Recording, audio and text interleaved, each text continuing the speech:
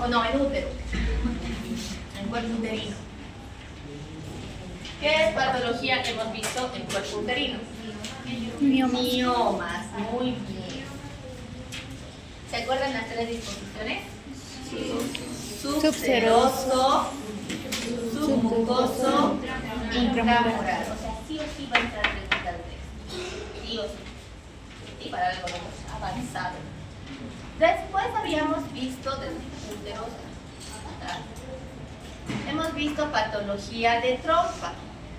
¿Se acuerdan cuál era la patología de trompa?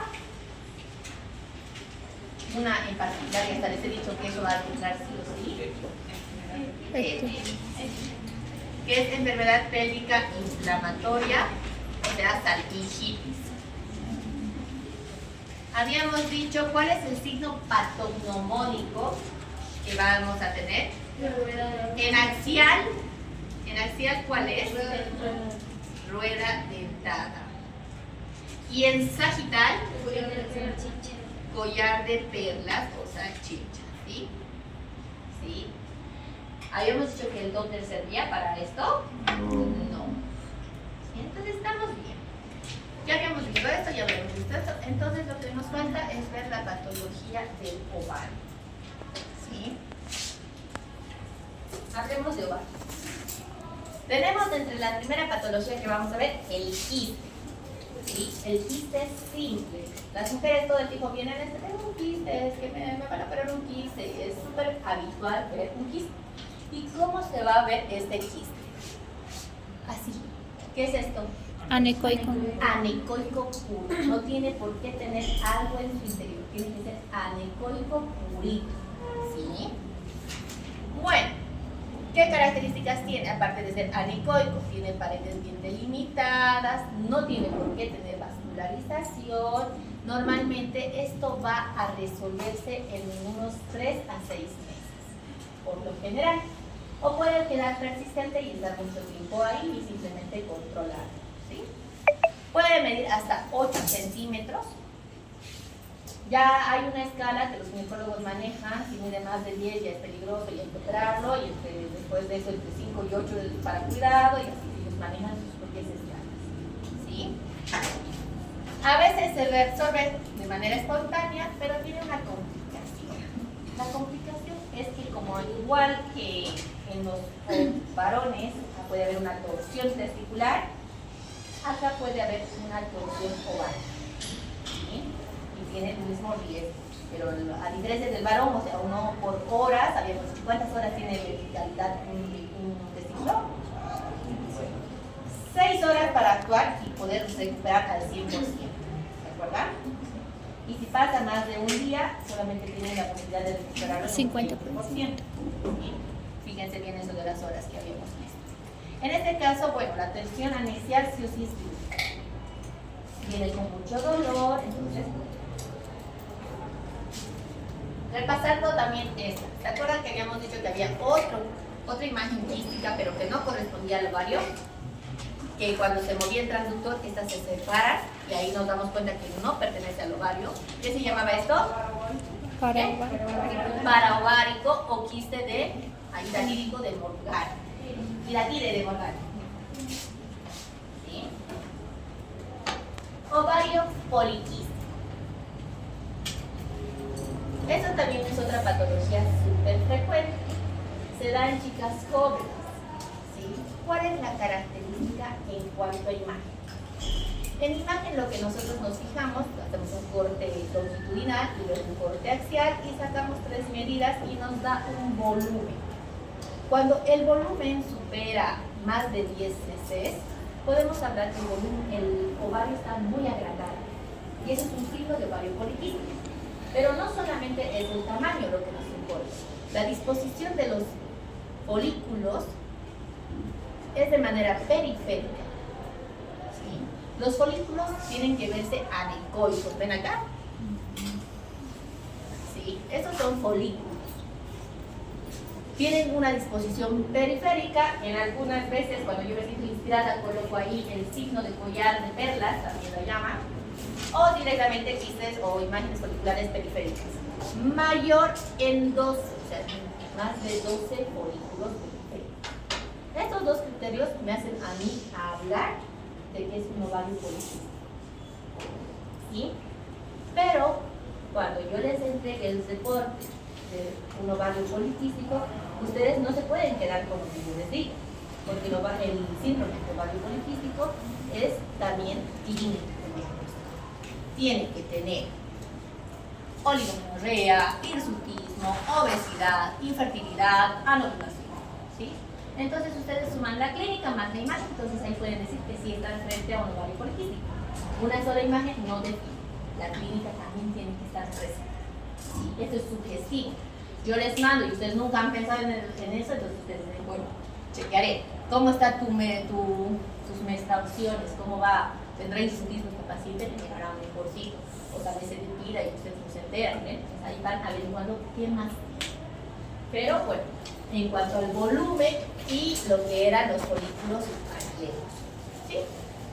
Esa es la forma de ver un ovario poliquístico. Bueno, ya que hemos hablado de quiste simple, ¿cómo tiene que verse el quiste simple? Anecoico purito. ¿Esto de aquí les parece anecoico purito? No. ¿Qué les parece? Heterogéneo, que tiene tabiques. ¿Notan esos tabiques? En su interior. Ese es el quiste hemorrágico. También es frecuente. Vienen con mucho dolor, les duele, les incomoda, afecta más en los periodos fértiles. Pero a diferencia del quiste simple, este va a tener tabiques en su interior. ¿Y cómo me voy a dar cuenta? El compañero tiene, andamos aquí para dar cuenta de que realmente es hemorrágico. Se mueve el transductor y estas cositas también se empiezan a mover. ¿Sí? Es así que se le hace el diagnóstico. Porque luego vamos a ver otro que se parece bastante, pero ese lo mueves y no se mueve nada allá adentro. ¿Sí? Simplemente ese movimiento nos hace dar cuenta de que es hemorrágico. Porque ¿qué es lo que hay acá adentro? Como dice su nombre, hemorrágico, tienen sangre, tiene fibrina, tiene coágulos, y los coágulos no son fijos, no tiene por qué tener vascularización un coágulo. Entonces tiene todas esas características. Se ve una masa, pero que tiene como un tejido adentro, pero es móvil, ¿sí? Acá dice generalmente móvil. Igual, puede persistir entre 3 y 6 ciclos, más o menos, y eso se resuelve solo. No hace falta ningún tipo de operación. ¿Sí? Igual que el otro, también puede generar torsión o ruptura. Cuando se rompe, duele mucho más, obviamente, y dependiendo de cuánto ha hecho un hemoperitoneo, puede hacer que se opere o no. ¿Sí? Eso lo hacemos los ginecólogos.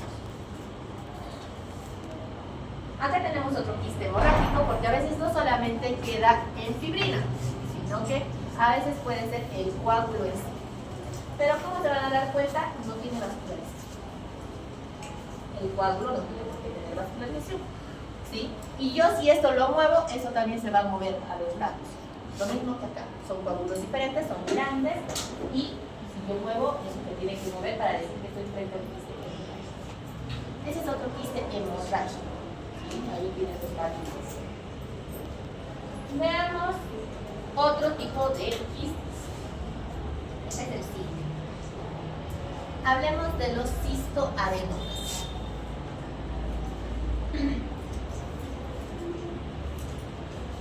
Que pueden ser de dos tipos. Pueden ser mucinosos o el otro que es de tipo seroso. Miren esto. ¿Completamente anecoico? No, tiene partículas. Y si yo muevo y se mueve, ¿qué sería? Y ahora, si no se mueve, pero tiene partículas, ¿es un quiste simple? No. A estos se llaman cistoadenomas. O sea, que tienen partículas en su interior, fibrina en su interior, o una masa en su interior, pero no se mueve. ¿Sí? A eso se llaman cistoadenomas. ¿Sí? Acá tenemos así como si fueran tabiques igual, pero cuando yo muevo, eso no se mueve. Lo mismo acá, el particulado estrellado, no se mueve.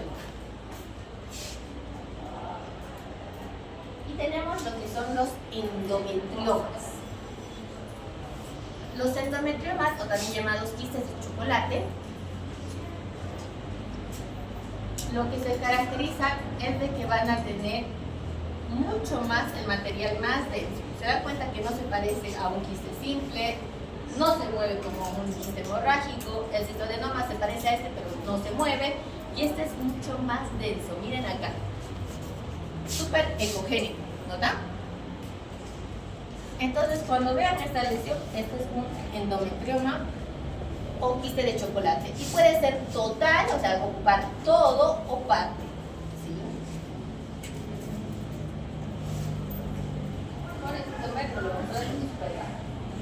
Hablemos del teratoma dermoide. ¿Sí? El teratoma dermoide es una patología relativamente frecuente, pero no lo vemos de esta manera. En esta, por ejemplo, o sea, su definición de teratoma dermoide es que se origina de las células germinales totipotenciales. Es decir, que puede haber todo ahí. Cabellito, diente, ojo, pelo, piel, todo ahí. Imagínense tener un ovario con cabellito, con un diente. Súper raro, ¿sí? Esa es la definición, células germinales totipotenciales. En esto, placas de rayos X, les pregunto, para yo valorar genital femenino, o sea, todo lo que es aparato genital femenino, ¿me sirve la placa de rayos X? No. ¿Alguien ha pedido alguna vez para ver mioma, o sea, un mioma o no sé, cualquier otra patología en placa de rayos X? No, no sirve. Entonces, ¿por qué les muestro acá? Porque hay incidentalomas, es decir, que he hecho por otra razón la placa y he terminado viendo algo que no debería ver. Por ejemplo, acá, no se nota muy bien, pero cuando les paso ustedes lo van a chequear. A nivel de la pelvis hay una imagen hiperdensa acá. Y es un diente. No es que el paciente se ha tragado su diente, ¿sí? Sino que ahí hay algo. Entonces dicen, pero, o sea, ¿por qué tiene esta calcificación? ¿Será un mioma calcificado? ¿Será, no sé, un lito a nivel de la vejiga? Entonces ustedes cuando ven algo extraño, una calcificación que no corresponde, entonces tienen que examinar o ver qué está pasando. Ahí le piden la ecografía y descubren que en el ovario tiene calcificación, tiene líquido, tiene pelos, porque los pelos se pueden ver por ecografía. Y ahí pueden ustedes llegar al diagnóstico que es un teratoma dermoide. ¿Sí? Entonces esto simplemente le han hecho por otro motivo y han terminado viendo un diente. Cuando hacen anatomía patológica, o sea, cuando sacan, miren, es un ovario y tiene el diente, por acá tiene cositas, o sea, todo raro. Puede haber piel, grasa, cualquier parte de nuestro cuerpo puede estar ahí, ¿sí? Mi compañero no sé qué le ha pasado, dueño de esto.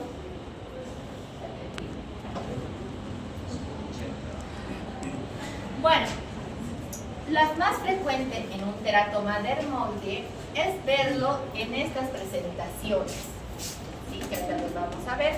Eso es lo más frecuente, ¿sí? En lo que hacen los congresos de ginecología les ponen nombre propio.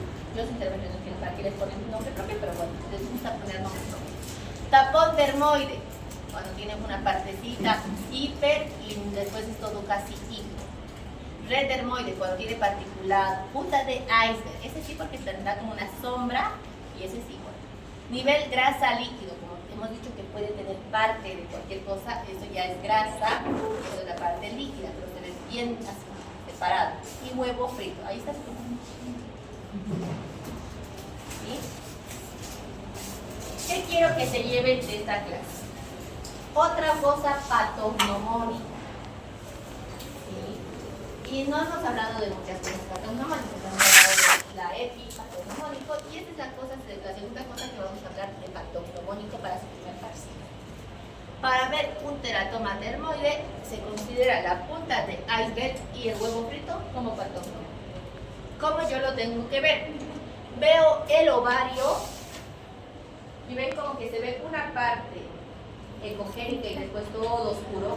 No es que yo logro diferenciar el ovario, pero sí sé que está en el ovario por la oposición y cuando yo barro con el transductor veo que es esto.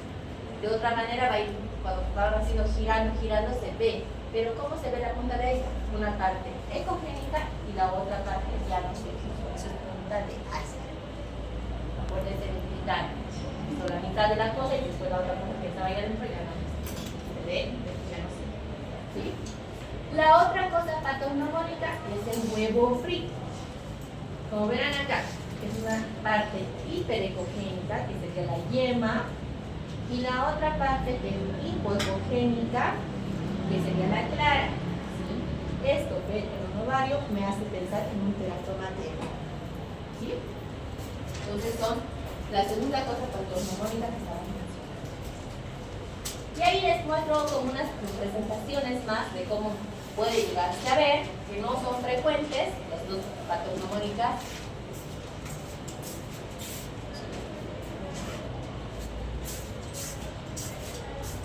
Ahí está, teratoma de Hermoides, que tiene ahí su particular. Si yo lo muevo, ¿qué sería? Si se mueve. Quiste hemorrágico. Si lo muevo y se queda ahí quietito, es un teratoma de Hermoides. Cistoadenoma se puede confundir entre cistoadenoma y un teratoma de Hermoides.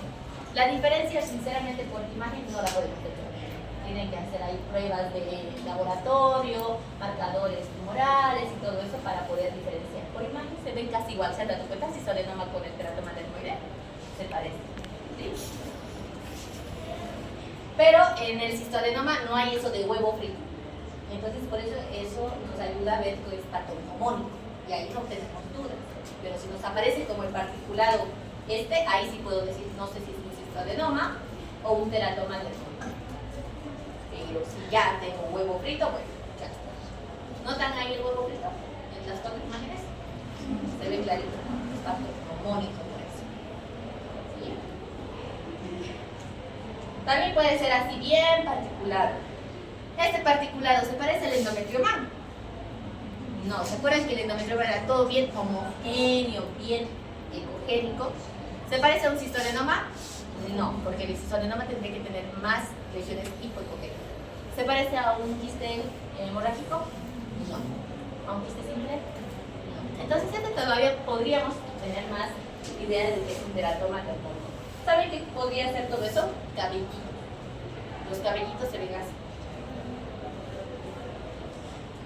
Bueno, nosotros nos fijamos en todo lo que sea patología, si es regular, si es irregular, cualquier parte de tu cuerpo, siempre nosotros analizamos la forma y los contornos. Y para su infografía, cuando quieran describir algo, hablen primero para la descripción. ¿Qué forma tiene? ¿Borde cómo es? ¿Qué densidad? ¿Qué toxicidad? ¿Tiene doble? ¿No tiene doble? Esa. ¿Sí? Este es como un repaso general. Anecdoto puro, ¿qué había sido? Quiste simple. ¿Sí? Ese es el endometrioma.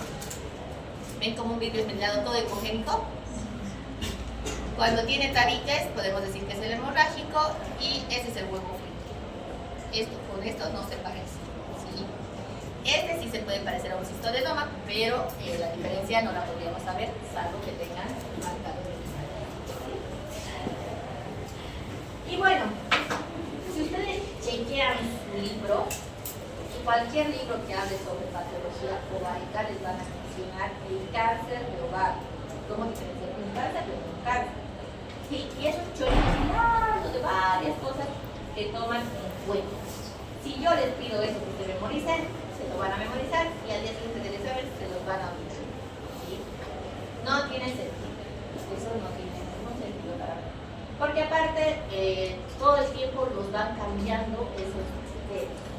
Pero esto se ha quedado bien, o sea, son los criterios de IOTA. ¿Sí? Estos criterios de IOTA solo manejan 5 criterios, no manejan mucho más. ¿Y para qué me sirve esto? Para que ustedes puedan diagnosticar una patología benigna de una maligna. ¿Sí? Sabiendo solamente 5 cosas. ¿Sí? Vamos a ver. IOTA tiene 2 reglas. Reglas B de bueno y M de malo. Las reglas B de bueno dice que tiene primero que tener un quiste que mida menos de 100 milímetros, o sea, menos de 10 centímetros. ¿Sí? Si tiene adentro una papila, porque hay quistes que pueden llegar a tener papilas, esta papila tiene que tener menos de 7 milímetros. Tiene que tener sombra sónica posterior, eso me habla de benignidad, porque es una calcificación simple. No debería tener flujo, y si van a ser varios quistes, en general tiene que tener menos de 10 centímetros. Estos son los criterios IOTA de B de bueno, ¿sí? Si el quiste tiene una papila, esta tiene que ser menos de 7 milímetros. Van a decir, van a sospechar de que es algo maligno. Los tumores de ovario son súper raros, por eso que cuando los encuentren y vean esas características, les tiene que llamar la atención. Uno que sea un tumor sólido e irregular, bordes irregulares y bien sólido. ¿Qué tiene que ser esto así? No tiene que tener áreas anecoicas, puede tener lipoecoicas, pero no anecoicas. Tiene que ser sólido, sólido, sólido. Pacientes tienen ascitis, mal pronóstico. Más de 4 papilas. Si en el anterior tenía que tener una papila, esta tenía que tener menos de 100. Esa ya más de 4 ya nos habla de patología. Quiste multinuclear, pero que sea más de 10 centímetros y que tenga alta vascularización. Todos estos son criterios M de mano, ¿sí? Va a entrar estos tíos y a dejar. Ahí ya les estoy dando preguntitas de examen. ¿Dudas, preguntas respecto a yo? Y bueno, les he hablado sobre lo que era, cuando hemos visto qué métodos de estudio entonces conocen para ver patología de genitales femeninos. Ecografía. Ecografía, muy bien. Resonancia. ¿Y cómo van a pedir la resonancia? Pélvico-ginecológica. Ginecológica. Esta teníamos de dos tipos, la TB cuando ya eran vírgenes, no eran vírgenes, y cuando eran vírgenes, abdominal. ¿Y cómo van a pedir? Pélvico-ginecológico. Porque si piden abdominal les van a mostrar un vaso, un hígado y nada más, y los riñones. Y ustedes quieren saber aquí abajo. ¿Qué otro tipo de estudio hemos mencionado? Tomografía. ¿Sirve para ver patología de útero? No. Sí. Lo que sí les va a ayudar es para ver si hay metástasis al estarse, pero no para analizar como tal. Y entonces, ¿qué otra? Histerosalpingografía. Que básicamente esto es una placa de rayos X, pero que tiene contraste. ¿Una placa simple de rayos X le sirve? No. Pero esta es bien específica. ¿Qué se tiene que hacer?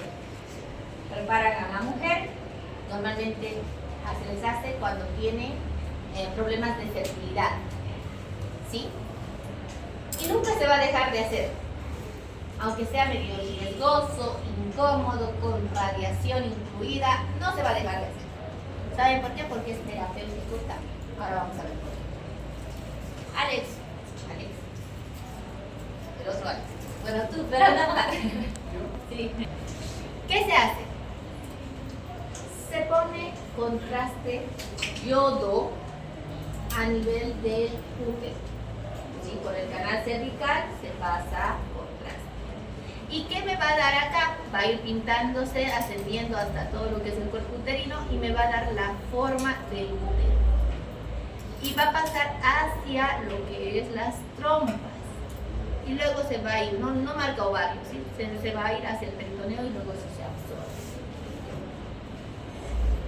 ¿Por qué digo que no se va a dejar de utilizar?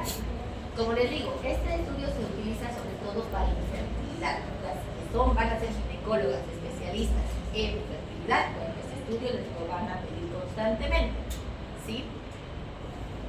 Paciente 10 años, no se pudo embarazar, empezaron a hacerse estudios, la pareja, el hombre salió todo ok, pero la mujer como que no. Le hacen una ecografía, la ecografía no es concluyente porque por ecografía no podemos ver realmente la forma del útero como tal, ¿sí? Entonces le piden este estudio.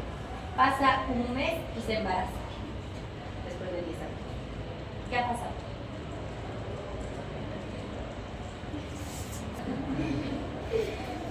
¿Qué ha pasado? 10 años que no ha podido embarazarse, después de este estudio, al mes queda embarazada. El contraste es denso, ¿sí? No es algo líquido como agua, sino que es realmente medio denso. Entonces va pasando, y puede ser que la causa de que no puede embarazarse la paciente sea una estenosis de las trompas. Y cuando pasa el contraste, se abre la estenosis y ya queda abierto. Y entonces permite que los espermatozoides y el óvulo se junten y hagan lo que tengan que hacer. ¿Sí? Es así que por eso es terapéutico. Pero no todos los casos son iguales. ¿Sí? Puede ser que salga normal, no haya destapado nada, o si haya destapado, pero el problema sea hormonal. Pero algo anatómico por lo menos no es. ¿Sí? Entonces sirve para ver la parte anatómica, y en el caso de las estenosis, porque no hay forma de saber si hay estenosis, resonancia no te ve trompas, ecografía de trompas, no, si no hay patología, entonces no hay forma de saber si hay estenosis o no, pero esto puede ayudar a abrir en el caso de que haya estenosis, ¿sí? Por eso no se va a dejar de utilizar, porque de alguna manera puede ser terapéutico. ¿Qué les parece esto? ¿Normalito? Este es un unicornio, o sea, solamente tiene una parte del útero y tiene solamente una trompa. La otra trompa no existe. Entonces, para eso nos sirve ver la histerosalpingografía, nos de anatomía.